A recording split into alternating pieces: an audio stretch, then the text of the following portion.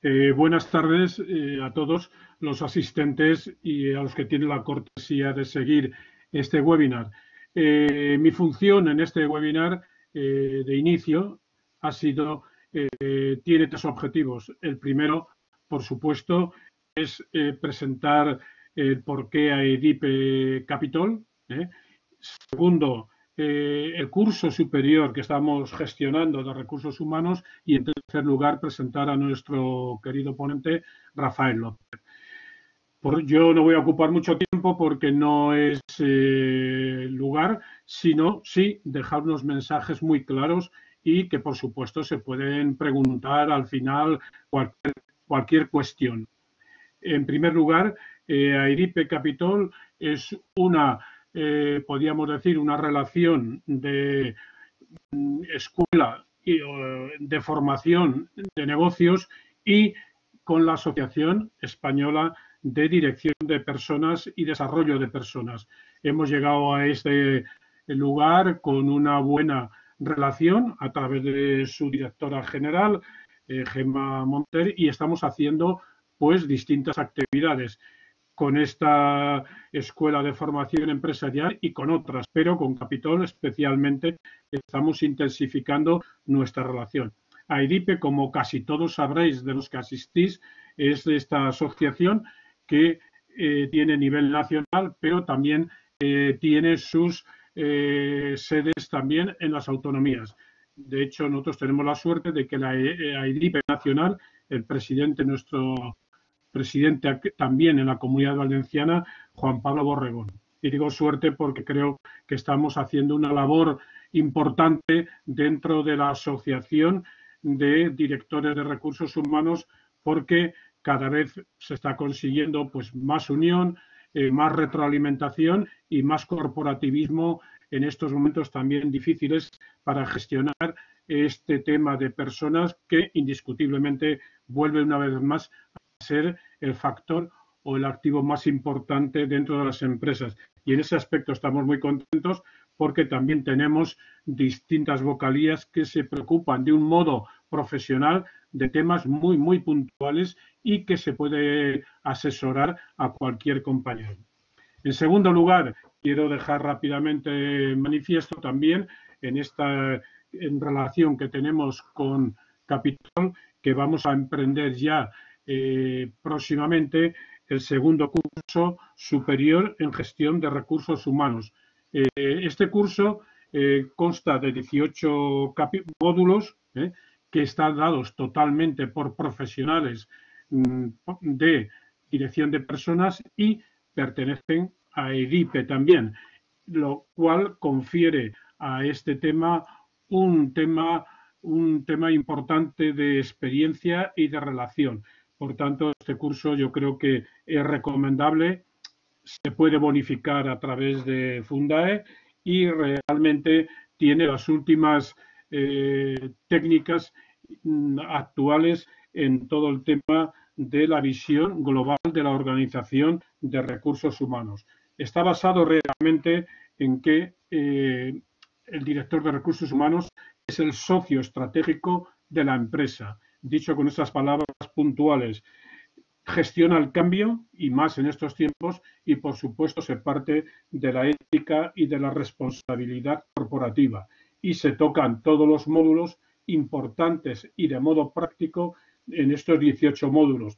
Pues así la visión de negocio, el liderazgo actual e integrador dentro de la empresa, la productividad, la orientación a resultados y todo está basado en esa inteligencia competitiva y de transformación digital. Bueno, dicho eso, es porque debido a que estamos haciendo estos temas con Capitol, pues aprovechar esta presentación para impulsar esta participación. Ya digo, es la segunda edición, la primera la tenemos que concluir en el mes de septiembre debido a las circunstancias de la pandemia que hemos tenido, pero la vamos a concluir tanto en la entrega de diplomas como en la clausura del curso. Y por tanto, pues motivaros a que lo conozcáis, que entréis en la página web, tanto de AIRIPE como de Capitol para este tema de recursos humanos. Y una de las personas, uno de los ponentes de este curso, también es hoy nuestro ponente dentro del tema de prevención de riesgos laborales.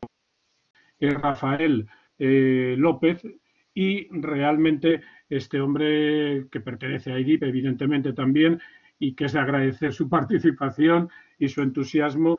Él es ingeniero industrial, máster en prevención de riesgos laborales y director actual de Arcel. Independientemente de toda esta titulación, yo quiero y dejo testimonio de que aprovechemos sus observaciones prácticas, porque es lo que pretendemos, y Rafael lo hace seguro, como nos ayuda siempre, lo hace desde el punto de vista de compañerismo, y yo creo que cualquier duda, él siempre estará también a disposición de cualquiera de los que pertenecemos a ese grupo de dirección de recursos humanos o de cualquier empresa. Por mi parte, nada más. Rafael, muchísimas gracias y cuando quieras, adelante. Muy bien, muchas gracias, Santos. Buenas tardes a todos. Muchas gracias por conectarse. También quiero agradecer a Capitol /Edipe, como comentaba Santos, pues el que me invitara para poder hacer este webinar. Vale, yo sin más dejaré de compartir el vídeo para compartir la pantalla y daremos paso a la presentación.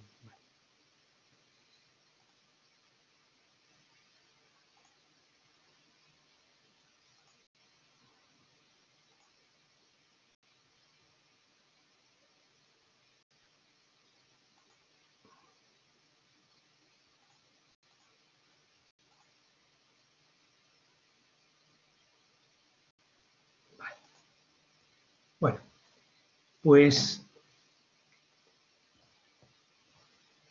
vamos allá. Vale, yo he querido titularlo, la jornada la quiero titular como Prevención de riesgos laborales y el COVID, ¿vale? Vamos a tratar 3 puntos, vamos a ver lo que es la enfermedad, la COVID-19, hablamos del COVID, la COVID, se supone que cuando es hablando de la enfermedad es en femenino, sí que la COVID-19. Vamos a ver la evaluación de riesgos que se tienen que llevar en la empresa o que la empresa debería adoptar para protegerse sobre esta enfermedad, ¿vale? Sobre este virus o de este virus. Y luego hablaremos sobre las medidas preventivas. Estas son las 3, digamos, los 3 pilares en los que vamos a entrar. Sin más, pues vamos a entrar a hablar de lo que es la enfermedad, ¿vale? Esta enfermedad, como ya sabemos, se transmite a través de un coronavirus, que este coronavirus pertenece a una familia de virus que normalmente afecta solo a animales. ¿Qué pasa? Que los coronavirus son aquellos virus que pueden transmitirse desde los animales a las personas, ¿vale? El coronavirus SARS-CoV-2 es un nuevo tipo de coronavirus que ya se ha demostrado que sí puede pasar a las personas, como hemos visto todos, y bueno, oficialmente nace en diciembre del 19, ¿vale? En la ciudad de Wuhan, provincia de Hubei, en China, ¿vale? ¿Cuáles son los síntomas? En esto voy muy rapidito porque creo que son cosas que ya todos conocemos. Tenemos que hay fiebre alta, aquí pone mayor de 38, es verdad que también se han dado casos que sobre todo la parte asintomática, que a partir ha tenido 37 o 37 y poco, ¿vale? Dependiendo de cada persona.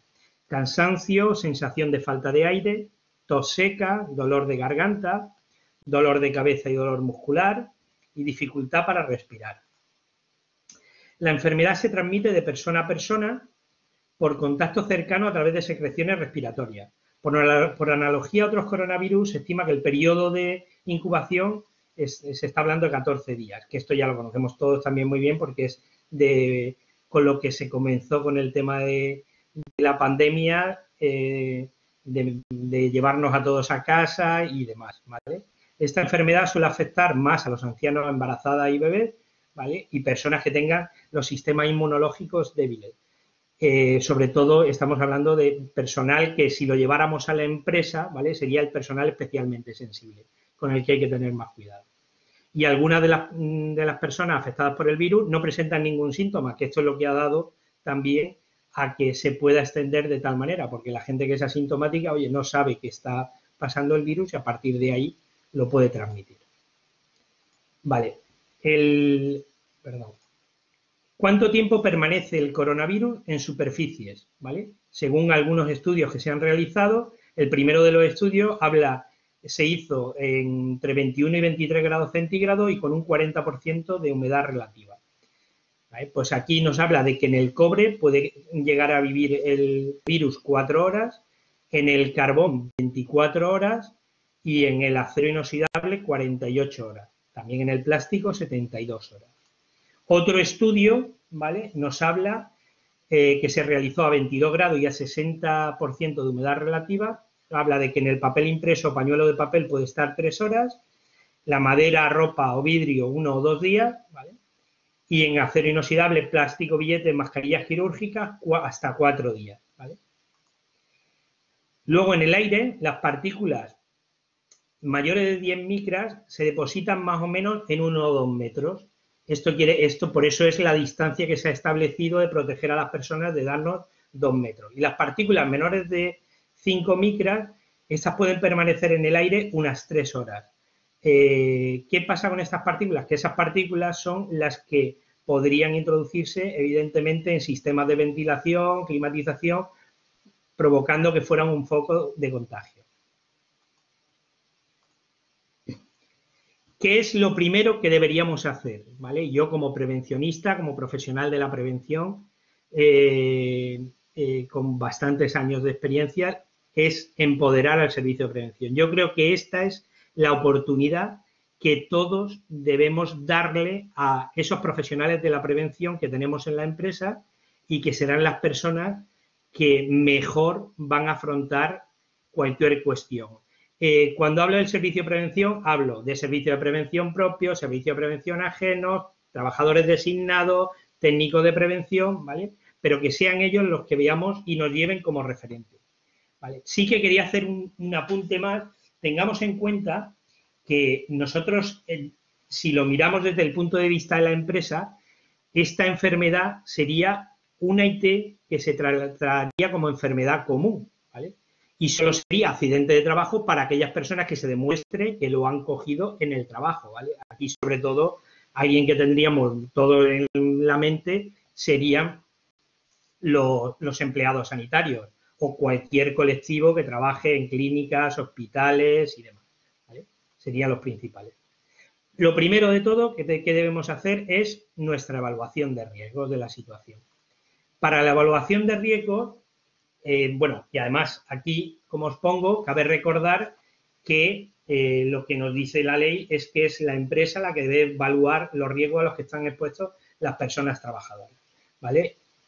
Y seguir, sobre todo, las recomendaciones, como bien os he dicho, del servicio de prevención y, en este caso, también a las autoridades sanitarias, que son las que estarán actualizando en todo momento cuáles son las medidas. Por eso vemos que hay cambios. De hecho, yo la propia presentación, hay cosas que han salido hace 4 días o 5 días. O sea, he ido actualizándola conforme se ha ido viendo todo.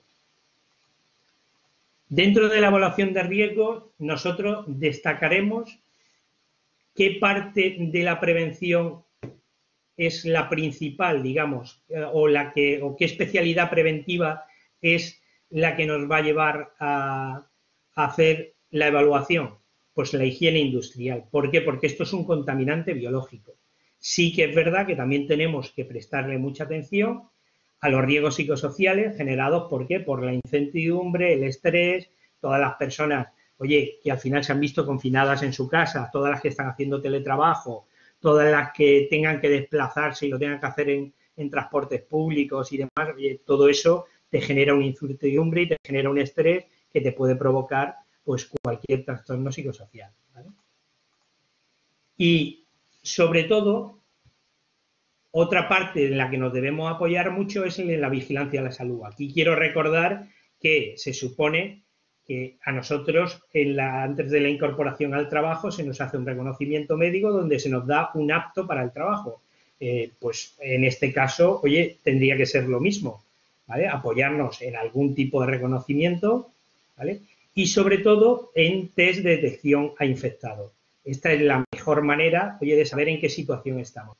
Para lo mismo, voy a poneros un vídeo que he encontrado por YouTube que es explicativo y muy clarito, donde nos habla de los diferentes test y de cuál es el mejor para realizarlo.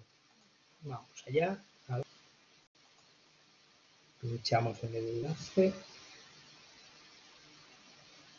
La familia, como sois varios los que me habéis preguntado el tema de los test y es un poco liado lo que están diciendo las televisiones, os voy a hacer un pequeño esquema a ver si sois capaces de entenderme.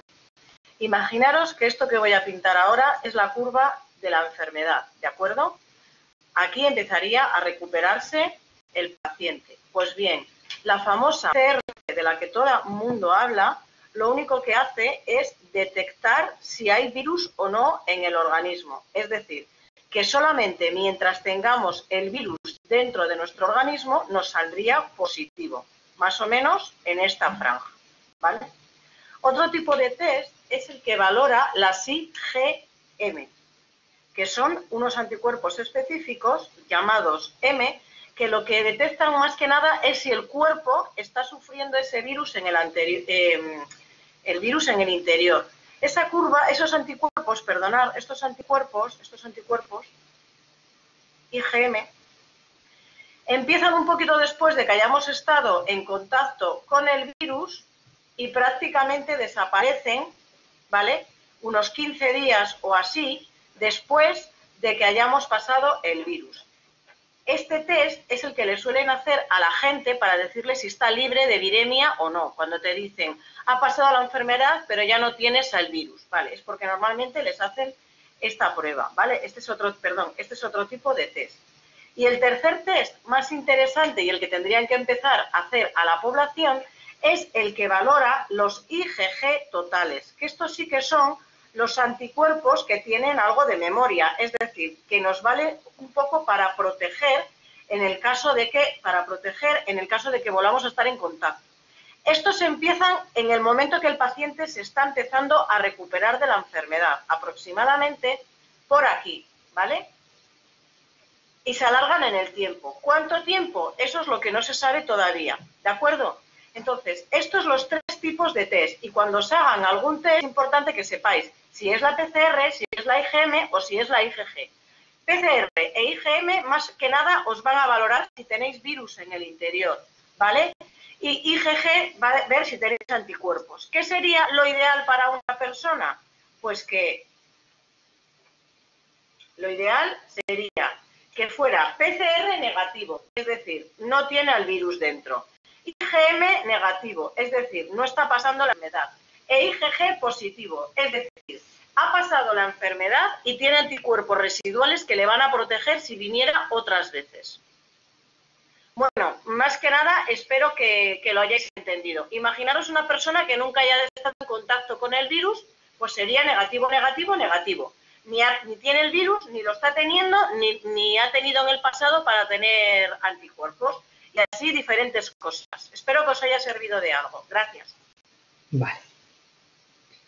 Volvemos a la presentación. Espera, que aquí he visto que estaba saltando algo. Vamos a cortar. La familia, como sois varios los que me habéis preguntado, la familia. Han saltado varios. Ahora. Vale, continuamos.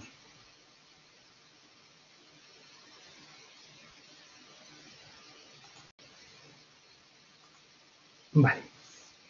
Para la evaluación de riesgos, nosotros nos vamos a apoyar mucho en un procedimiento de actuación para los servicios de prevención de riesgos laborales frente a la exposición del coronavirus que publicó el Ministerio el 8 de abril y que ha tenido sucesivas actualizaciones. Aquí, sobre todo, es importante que cojamos una serie de definiciones, ¿vale? Pequeñitas. Una es la exposición al riesgo, que son aquellas situaciones laborales en las que se puede producir un contacto estrecho con un caso sospechoso o confirmado por infección del SARS-CoV-2. Exposición de bajo riesgo son aquellas situaciones laborales en las que la relación que se pueda tener con un caso sospechoso confirmado no incluye contacto estrecho. Y baja probabilidad de exposición son trabajadores que no tienen atención directa al público o si la tienen se producen a más de 2 metros de distancia o con las medidas de protección colectiva que eviten el contacto directo. Bien se mamparas, separaciones por cabinas, de las ambulancias, etcétera. Vale, pues con estos escenarios, por ejemplo, exposición al riesgo, pues sería el personal sanitario, asistencial y no asistencial que atiende a un caso sospechoso o confirmado de coronavirus, técnicos de transporte y sanitario si tienen contacto directo con el sospechoso. En la segunda hipótesis, que era exposición de bajo riesgo, tendríamos el personal sanitario cuya actividad laboral no incluye contacto estrecho con un sospechoso o confirmado de COVID, ¿vale? Pues acompañantes para el traslado, celadores, camilleros, personal de limpieza, personal de laboratorio. Y baja probabilidad de exposición al riesgo serían trabajadores sin atención directa al público o a más de 2 metros, que es aquello que hemos definido antes, pues ahí estaría el personal administrativo, técnico de transporte, sanitario con barreras colectivas y que no tengan contacto, como hemos comentado, directo con el paciente, ¿vale? En esto es igual, aquí vemos otra serie de casos y, por ejemplo, en baja probabilidad del riesgo tenemos conductores, como hemos dicho antes, también de transportes públicos con barreras colectivas o personal de seguridad, ¿vale? Cada una de esas cuestiones tendrán unas medidas preventivas, ¿vale? Una nota interpretativa que nos dice, cuidado cuando evaluemos cada uno de los puestos, ¿vale? Siguiendo estos protocolos que nos dice la Administración, porque una profesión puede tener clasificadas varios escenarios de riesgo en función de las tareas que realice. Por ejemplo, ese mismo vigilante que hemos visto en el caso anterior, imaginaros, no tiene contacto directo con la persona si está en un puesto de vigilancia con cámaras y demás, pero en otro momento puede pasar a un puesto de intervención. Entonces, sí tendría que tener un contacto directo con cualquier persona. Entonces, ahí sería pasaría a ser personal expuesto, ¿vale? Todo esto lo podemos ver, luego la presentación para aquel que lo solicite se le facilitará, ¿vale? Esto, aquí abajo os pongo dónde lo podéis encontrar, ¿vale? Y dónde me he apoyado yo para sacar todos estos datos, ¿vale? Y ahora ya sin más, digamos, la evaluación de riesgo, nosotros nos basaremos en este procedimiento que hemos visto anteriormente y a partir de aquí lo que daremos son pautas y medidas preventivas y recomendaciones, ¿vale?, que se puedan hacer en la empresa o que sean convenientes hacer. Lo primero que nosotros recomendamos es que la empresa debe crear un protocolo específico para evitar los contagios. Aquí es necesario que, pues lo que hemos dicho, cogiendo y asesorándonos con nuestro servicio de prevención, lo primero que hagamos es sentarnos y elaborar un protocolo. Dependiendo del tamaño de la empresa, a ver, porque hay empresas, sobre todo pensando ya en una empresa mediana grande, con un número ya consistente de trabajadores, lo ideal sería constituir un comité de gestión y seguimiento, que serían aquellos que validarían ese protocolo específico y que a partir de ahí verían la evolución de cada una de las situaciones y verían si aquellas medidas que se estén poniendo están dando resultados o tenemos que modificar alguna, ¿vale? Para lo mismo, también recordemos que en el artículo 18, capítulo 5 de la Ley de Prevención de Riesgos Laborales nos dice que tenemos que siempre hacer partícipes a los trabajadores, ¿vale? En ese tipo de empresas, y si vamos a establecer este comité, lo ideal sería que se hiciera, el comité fuera paritario, que estuvieran los mismos representantes de la empresa que por parte de los trabajadores. En ese comité, por ejemplo, las empresas que tienen constituido un servicio de prevención y que tienen comité de seguridad y salud, pues lo ideal que fuera ese comité de seguridad y salud el que hiciera el seguimiento y que ya tiene esa paridad que hemos dicho. Una vez que nosotros hayamos hecho el comité, una vez que nosotros hayamos hecho nuestra evaluación de riesgo y hayamos visto qué medidas preventivas vamos a adoptar, que luego más adelante veremos varias, ¿vale?, de ellas, pero lo primordial es, una vez que yo las tengo, lo primero que tengo que hacer, como bien nos dice también la Ley de Prevención, es informar, formar a los trabajadores y dar instrucciones muy específicas. Esto es vital, ¿vale? También veremos que luego con el tema psicosocial, cuanta más información se le dé a un trabajador, más de las medidas adoptadas, más tranquilo se le transmite y más se reduce ese posible estrés que se le pueda generar. La primera medida preventiva, evidentemente, es el teletrabajo, desde el punto de vista de no coger la enfermedad en el trabajo. ¿Por qué? Porque si yo estoy trabajando en casa, pues difícilmente me voy a poder contagiar en el trabajo, ¿vale? Pues esta sería la primera, ¿vale? Sí que es muy importante también consultar con el trabajador, oye, si esta medida él puede hacerla, la puede realizar bien, sobre todo teniendo en cuenta que al estar en casa no todo el mundo tiene los medios, puede darse el caso que aunque estemos en la era de las comunicaciones, pero alguien no tuviera internet en casa, ¿vale? Se puede dar también el caso de que no tenga un sitio donde él pueda conectarse y estar trabajando bien. ¿Por qué? Porque además tenemos a la familia, tenemos a los niños, aquellos que tengan, gente que esté cuidando de mayores, que siempre van a ser una distracción y eso nos podría generar una serie de estrés añadido. Pero también es muy importante que una vez que nosotros ya hemos consensuado ese teletrabajo y el trabajador lo tiene claro y demás, si en algún momento se va a hacer la reincorporación a la empresa, nosotros lo que hagamos es coger y ir reincorporando a la gente poco a poco, ¿vale? Pactado con ella, viendo cuál es su situación personal y que esta situación no le cause también, como veíamos, ningún tipo de problema añadido. Otra de las medidas preventivas sería el distanciamiento interpersonal de 2 metros. Para ello, ¿qué se recomienda? Se nos recomienda organizar horarios para evitar aglomeraciones. En la medida de lo posible, si se puede tener salas de espera salas de espera y desinfección para los cambios de turno, ¿vale? Para que antes de entrar uno y otro puedan entrar, sin que haya contacto entre uno y otro. Y, sobre todo, regularizar los horarios de comedor y vestir a la gente igual, por turnos, para que se pueda tener esa distancia que comentábamos, pero además haya el menor contacto directo posible. Otra medida preventiva muy importante son las barreras físicas de separación y limitación de aforo, ¿vale? Un ejemplo claro, lo podíamos aquí ver, esto luego está en otro procedimiento que ha sacado el Inbasat, en la Comunidad Valenciana, que me ha parecido bastante interesante, que también luego os dejaré el enlace para que os podáis conectar. Y aquí, como podéis ver, tenemos una medida, podrían ser la primera, oye, tengo unas mesas y esas mesas ya de persona a persona garantizo que hay 2 metros, porque son mesas enfrentadas, pues esa podría ser una medida preventiva. Pero ya además, si yo le pongo una mampara, pues oye, todavía más seguro para la persona. Aquí hay otro ejemplo, que son mesas próximas, que pueden estar en cabinas y se pueden meter con mamparas.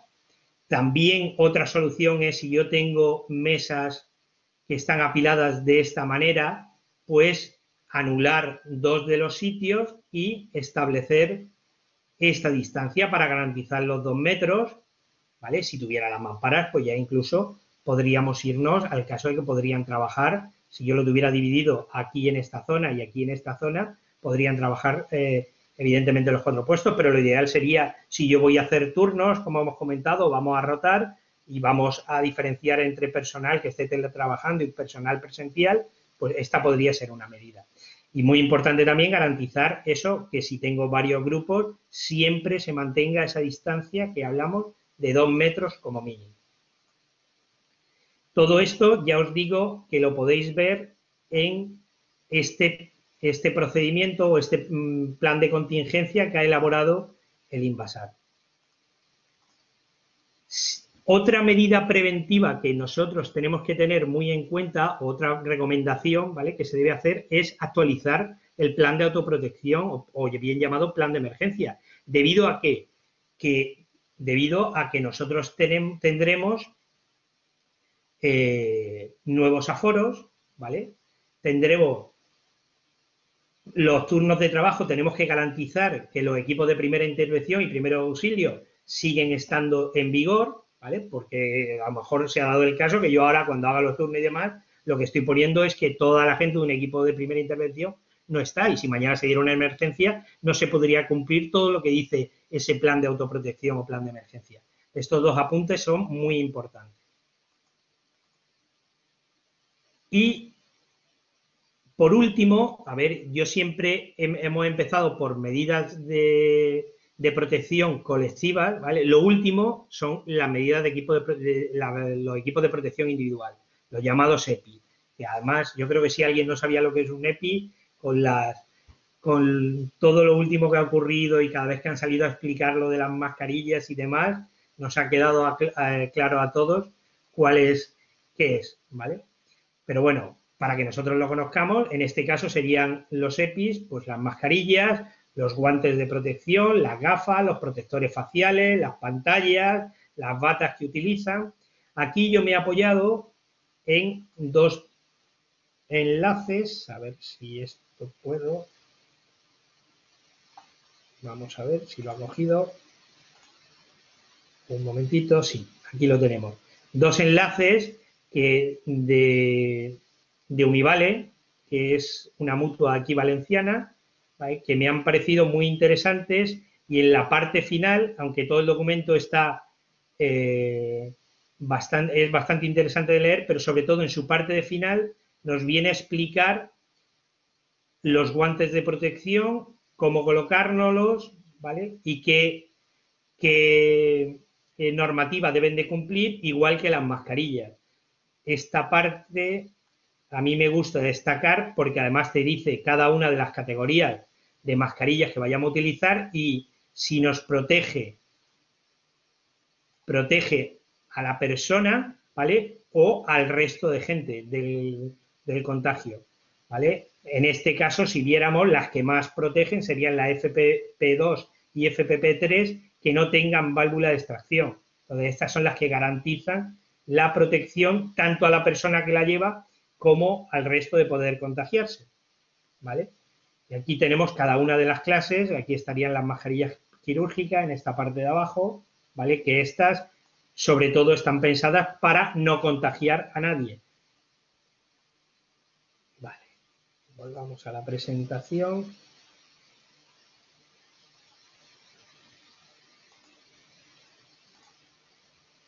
¿Vale? También hay otro enlace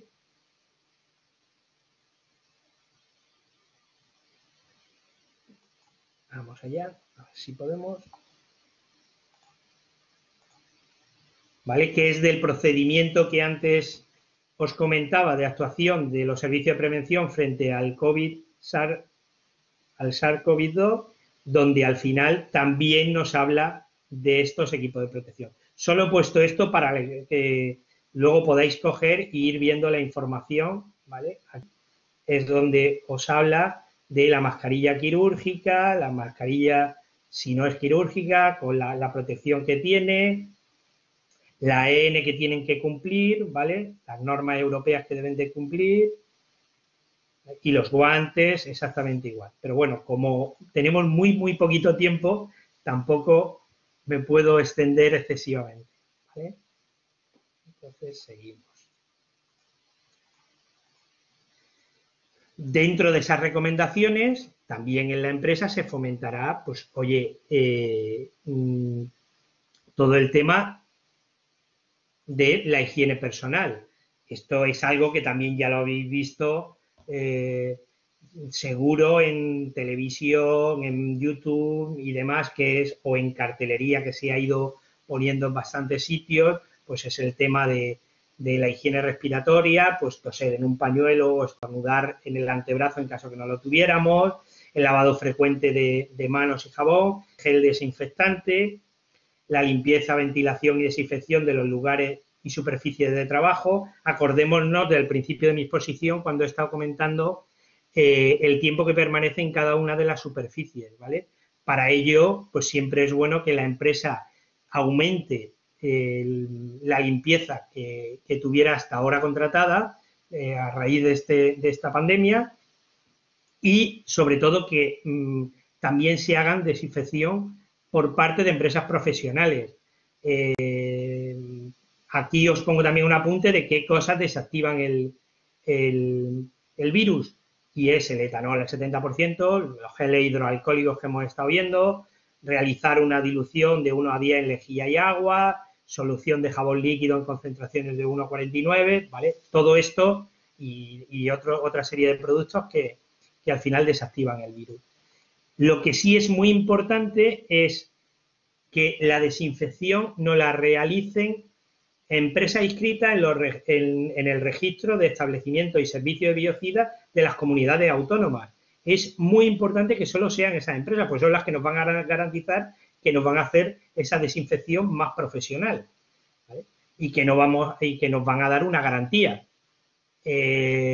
Esto lo digo en las comunidades y aquí a nivel de España, pero si fuera de España, oye, recurramos a empresas profesionales que seguro que nos van a dar una solución. Otra de las recomendaciones es tener señalización específica donde incluyamos pues, prohibiciones, distanciamientos, recomendaciones, ¿vale? Que además la vayamos actualizando conforme vaya avanzando la situación. Muy importante, ya me habéis oído hablar desde que he empezado, con el tema de un seguimiento de los riesgos psicosociales. ¿Qué se recomienda? Pues mantener una comunicación fluida y motivadora y además constante con todos los trabajadores para conocer cuál es su estado emocional. No todas las personas afrontamos las cosas de una misma manera. Entonces, hay que saber pues, si esa persona tiene estrés, ansiedad, miedo al contagio, ¿vale? Así como sus medidas de conciliación familiar o de dependencia, ¿vale? En la medida de lo posible, flexibilizar horarios, buscar una reincorporación escalonada, ¿vale? Reuniones periódicas. Es muy importante mantener estas reuniones periódicas, bien sea por audio, por videoconferencia, para aclarar dudas, para aceptar sugerencias, para sugerir mejoras, ¿vale? Y aceptar y que la persona se vea integrada. Muy importante también, otro punto para tratar, es el tema de la organización y coordinación de actividades empresariales. Llegado a este punto, evitemos reuniones si no son estrictamente necesarias, ¿vale? Y si hay que realizarla, oye, recurramos pues a las videoconferencias que estamos viendo o a conectarse mediante cualquier medio con el que consigamos un distanciamiento. En caso de que no haya más remedio y haya que realizar una reunión, sí que es muy importante dejar constancia en un acta de los asistentes de la reunión, así como su número de teléfono y su correo, porque si hubiera un contagio, pues oye, avisar a todo el mundo para que se puedan realizar test o adopten un tema de que, o sea, se confinen en una cuarentena para evitar el contagio. Sobre todo, evitemos viajar en la medida de lo que se pueda. Luego he querido recoger también este documento, ¿vale? Que es de la Organización Internacional del Trabajo, que nos habla de 10 puntos donde viene recogido prácticamente todo lo que hemos ido comentando en esta presentación. Y digamos, como resumen final, esta recomendación, que además está hecho para Latinoamérica, la Organización del Trabajo para Latinoamérica, fijaros que lo que nos dice, establecer un equipo bipartito para organizar el retorno al trabajo. Este sería el comité que nosotros hemos hablado. Decidir quién regresa al trabajo y cómo, ¿vale? ¿Por qué? Porque si puede teletrabajar, pues olvidémonos y que la persona que puede teletrabajar, hasta que haya vacuna, lo ideal es que siguiera teletrabajando.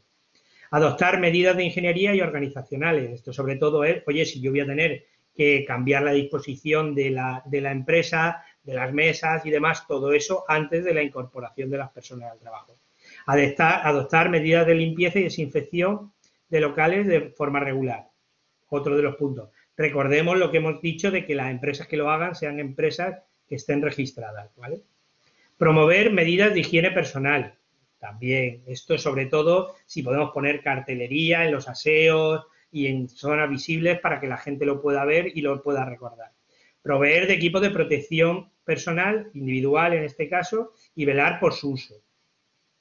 Vigilar la salud de los trabajadores y personas, ¿vale? Dependiendo el tipo de empresa, habría que buscar, oye, si se tienen que realizar test periódicos o cualquier otro tipo de control. Yo, por ejemplo, no he hablado hoy aquí todavía de las famosas que también está saliendo en todos sitios, las tomas de temperatura, también pueden ser válidos. A ver, yo en una empresa pequeña creo que no sería necesario porque si hay una confianza entre la gente y la gente, oye, pues al más mínimo síntoma o si él ya se encuentra mal, pues automáticamente que no venga a trabajar y que se quede en cuarentena. Pero en caso de que una empresa sea ya mediana o grande, pues cualquier solución que se pueda poner para tomas de temperatura o las cámaras térmicas estas que hay ahora en bastantes sitios y demás, cualquiera sería válida, ¿vale? Considerar los factores de riesgo psicosocial y otros riesgos, también lo hemos comentado. Revisar la actuación de planes de emergencia y evacuación. Fijaros que esto es muy importante, vuelvo a insistir que ahora muchas tiendas van a cambiar, se va a mover todo, sobre todo estoy pensando en ese tipo de empresa, o ahora nosotros si tenemos una planta de trabajo y hemos tenido que cambiar la distribución de las máquinas porque haya que tener un mayor distanciamiento y demás, cuidado que respetemos las vías de evacuación, que se contemplen todo el tipo de hipótesis que nos dé nuestro plan de autoprotección y si no, actualicémoslo, ¿vale? Y por último, monitorear y actualizar las medidas de prevención y control, que es mediante esos comités o ese equipo de gestión que se establezca, pues oye, que se vayan viendo cada una de las medidas que se han adoptado y ver la eficacia que tienen. Aquí abajo os dejo el enlace también de donde viene esta noticia que también os he comentado. Y yo por mi parte nada más, muchas gracias por su atención. Aquí les dejo también en la presentación mi enlace de LinkedIn y mi dirección de correo personal por si necesitaran cualquier cosa o cualquier aclaración y quedo abierto para ahora cuando entremos en el turno de preguntas cualquier cosa que se pueda necesitar. Vale, pues yo creo que con esto vamos a intentar volver. Gracias, Rafa. Muy bien. Gracias por la ponencia. Abrimos la sesión de preguntas. Yo soy Elisa de AEDIPE y, bueno, pueden comenzar a preguntar ya sea por escrito o de vuestra propia voz. Para ello tienen el muñequito con la manito, si lo quieren hacer de vuestra propia voz o escribir en el chat. Y yo le haré llegar a Rafa las preguntas. Ok, Santos tiene la mano alzada. Santos, puedes hacer la pregunta. Espera, ante todo agradecer a Rafa la exposición tan práctica que nos ha hecho para gestionar dentro de las empresas los mínimos y máximos recomendables. Así que en nombre de AEDIPE, incluso de Capitol, que también está la directora general, Rafa, muchísimas gracias. Y yo me permito abrir un poco este pequeño diálogo con un tema que para mí es controvertido, pero que, bueno, para un técnico como tú seguro que no. Ha habido un cartel dentro de muchos hoteles que ponían que hoteles saludables, hoteles desinfectados con ozono.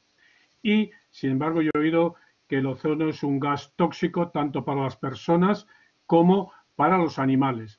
¿Qué opinas de esta desinfección con ozono que se está vendiendo y queriendo vender mucho? A ver, el tema del ozono es tóxico para las personas, pero si están en el momento que se esté aplicando, ¿vale? Si aquello se ha aplicado la desinfección con ozono y luego las personas o sea, no están en ese momento, luego se ha ventilado bien la habitación o el recinto y demás, no debería haber ningún tipo de problema. Ahora, que sea válido o no válido para el tema del coronavirus, yo eso me remito a lo que os he comentado en el punto. Lo ideal es consultarlo con aquellas empresas que están especializadas y que están registradas, porque según estudios el ozono no se le ha visto una eficiencia 100% como la podían tener cualquiera de los otros productos, como la podía tener la limpieza, por ejemplo, como la dilución de lejía que hemos estado viendo, ¿vale? Gracias, Rafa. Tenemos una pregunta escrita y una mano alzada.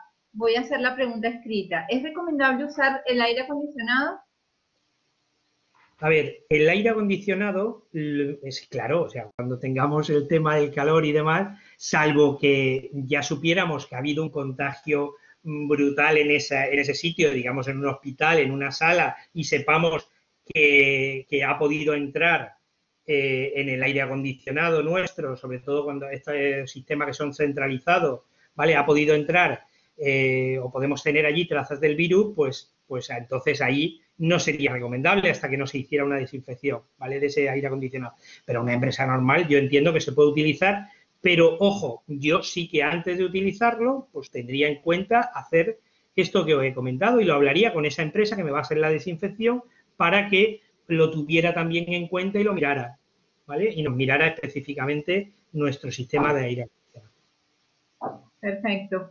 Jaime tiene una pregunta y tiene la mano alzada. Jaime, ¿puedes activar tu micrófono? Hola, buenos días. No sé si se me oye. ¿Me oís? Sí, sí, perfectamente. Perfecto. Muy bien. Oye, lo primero, gracias, Rafa, por la presentación clara y práctica, ¿vale? Y quería hacerte dos preguntas de temas que son bastante candentes, creo yo, y quiero saber tu opinión. Me gustaría saber el tema de usar mascarillas en espacios abiertos al aire libre, porque estoy viendo que muchísima gente las utiliza y en espacios abiertos, en principio, no es obligatoria, y quiero saber cuál es tu opinión. Y también la polémica de los guantes, que nos dijeron que primero que sí y ahora dicen que no. ¿Qué hacemos con los guantes? Vale.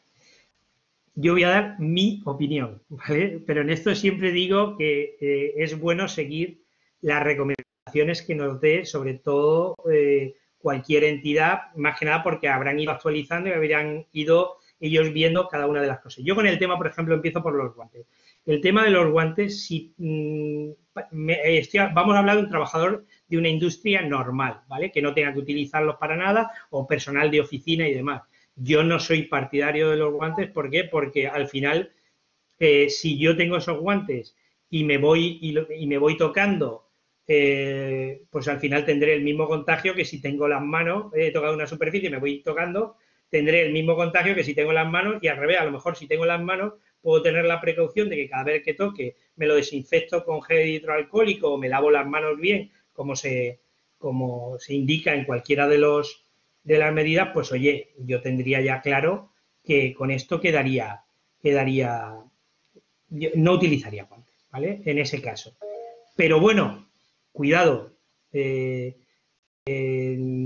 ojo con ciertos puestos, ojo con ciertas cosas que a lo mejor sí tengan que utilizar guantes porque estén tratando cualquier tipo de material y es una manera de protegerse y sobre todo si ya en su puesto estaba establecido que tenían que utilizar guantes anteriormente porque tengan cualquier otro riesgo, ¿vale? Y el tema de las mascarillas, a ver, ya como habéis visto en la presentación, las mascarillas, las que realmente protegen, vamos a quedarnos con unas, que serían la FPP2, estas famosas, que han salido mucho, esas mascarillas protegen tanto a la persona, ¿vale?, que la lleva, como a la gente, ¿vale?, en un porcentaje, pero muy alto. Quiere decir, el utilizarlas en espacios abiertos, pues si yo puedo mantener los 2 metros, no tiene sentido, ¿vale? ¿Para qué me voy a poner una mascarilla si yo ya tengo los 2 metros? ¿Vale? Otra cosa es que mañana el gobierno diga, oye, es obligatorio llevarla y demás en cualquier momento.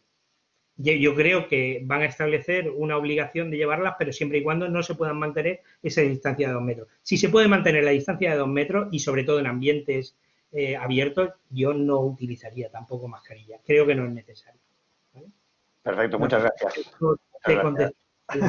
Perfectamente, gracias. Pero ya os digo que aquí lleva mucho de componente de mi opinión, ¿eh? Sigamos siempre las recomendaciones. Yo camino muy temprano por Valencia y hay muy poca gente. Y me llama la atención que hay muy poca gente y todos llevan máscara, caminando por la calle a las 7 de la mañana o a las 8. Y entonces, en fin, es un poco extraño. Yo, desde luego, no llevo a esa hora, pero es que no es 2 metros, es que estás a 10 metros de la persona más cercana. No sé. Yo ahí no le veo sentido. veo ninguno. Porque además estamos hablando que al aire libre esas partículas que quedan en el ambiente que hemos comentado no, o sea, se las llevaría la propia, o sea, no se quedarían, no es un espacio cerrado, ¿vale? Muchas gracias, Rafa. Un abrazo. Fran, yo creo que Hola, también Rafa. tiene por ahí. ¿Sí? Hola, Rafa, soy Paco. Muy buenas, Paco. Cuéntame. ¿Qué tal, campeón? Oye, enhorabuena por la conferencia. Mira, tengo una pregunta, es decir, yo trabajo como delegado de un laboratorio farmacéutico y demás, entonces mi duda surge sobre el material promocional de entrega, lo que es a clientes y demás. El tema de folletos, tema de regalos, ¿cómo lo interpretaría, Rafa? ¿Pero te refieres el si sí darlo o no darlo? Claro. A ver, volvemos a lo mismo. Si tú ese material no has tenido ningún tipo, tú no tienes ningún tipo de síntoma, no has tenido nada y, oye, se puede desinfectar, por ejemplo, si va empaquetado, se pudiera desinfectar el paquete y se tiene una serie de precauciones, yo no vería ningún problema con darlo, ¿vale? Sí que acordaros de ese tiempo que he puesto al principio que podía tenerlo, pero bueno, ya tendría que ser mucha casualidad.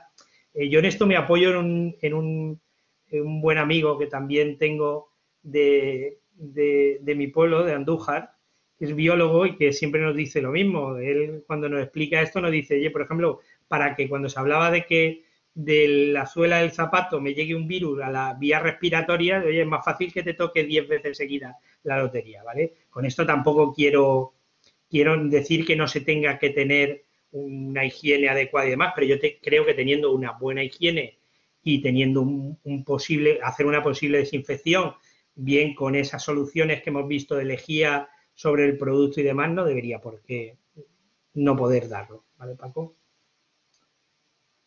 Ok, gracias, Rafa.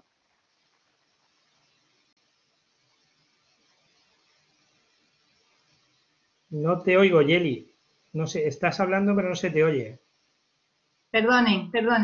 Fran tenía la mano levantada hace rato, pero no sé si quiere participar. Vale. Si Fran no está, tengo una pregunta escrita y un comentario. Voy con lo escrito y luego está Lola. Espera, que ha entrado Fran, Yeli.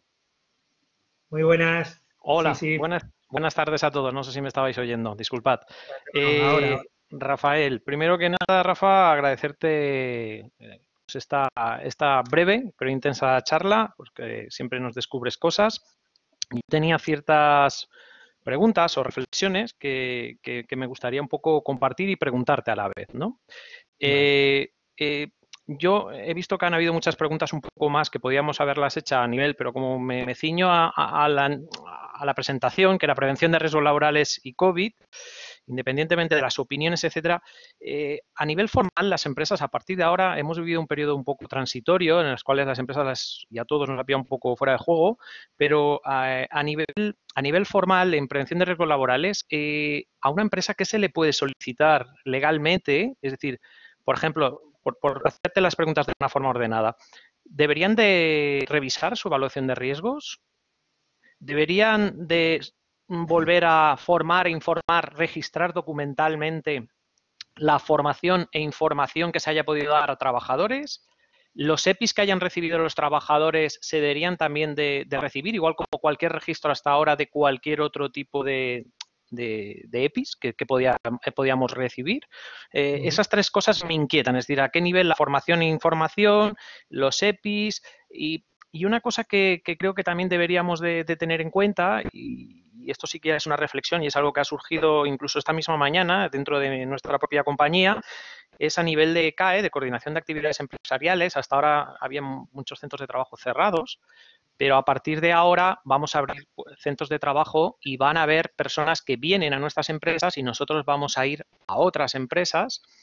Si hasta ahora hacíamos una coordinación de actividades empresariales, sencillamente con una entrega de documentación, pero sería pertinente tener un registro detallado de las personas que han entrado en nuestras instalaciones o de las que nosotros hemos ido a otras para, en caso de que hubiese una trazabilidad de que en mi caso son centros sanitarios, con lo cual la probabilidad de que haya una detección de coronavirus es bastante alta.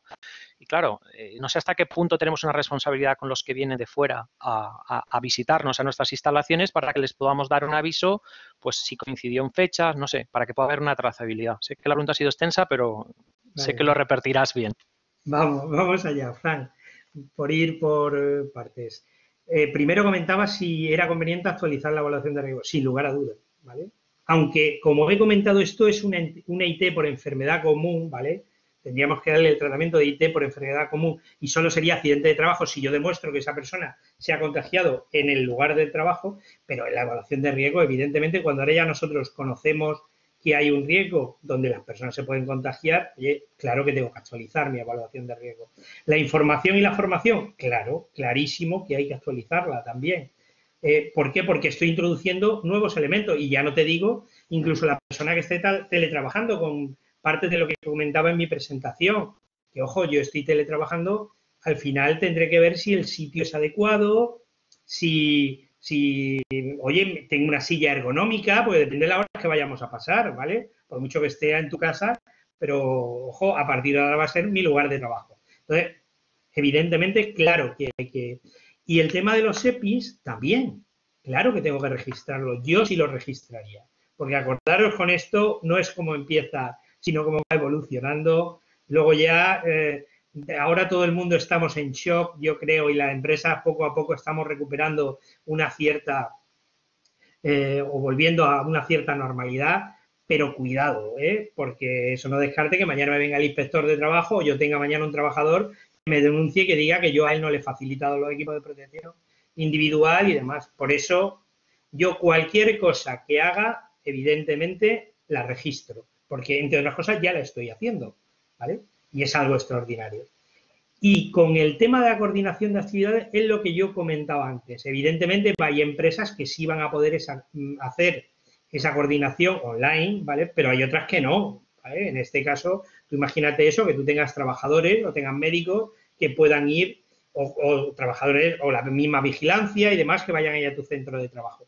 Yo, en todo trabajador que entrara en un centro de trabajo, haría un tipo de registro, ¿vale? Incluso haría un seguimiento y en muchas empresas de plataformas de estas de CAE, ¿vale? A mí no me gusta solo ceñirnos al tema del papel, pero sí que lo que están haciendo es una declaración con la empresa, ¿vale? Donde tanto si yo tengo algún caso te lo voy a comentar a ti, ¿vale? Porque te puede haber afectado, como si tú has tenido algún caso de algún trabajador tuyo que haya estado en mis instalaciones, me lo deberías de comentar, ¿vale? Eso es lo primero que yo establecería entre las dos empresas, pero además yo personalmente sí haría un registro para tenerlo, porque así sabría el foco. Si yo mañana tengo 3 trabajadores míos que han estado en una reunión y los 3 están enfermos, ojo, pues ha salido de esa reunión y ha podido ser uno de mis trabajadores, ha podido ser otro. Enseguida yo me podría en contacto con las personas que han estado en esa reunión y daría traslado para que todos lo tuviéramos en cuenta y sobre todo poder encapsular ese foco,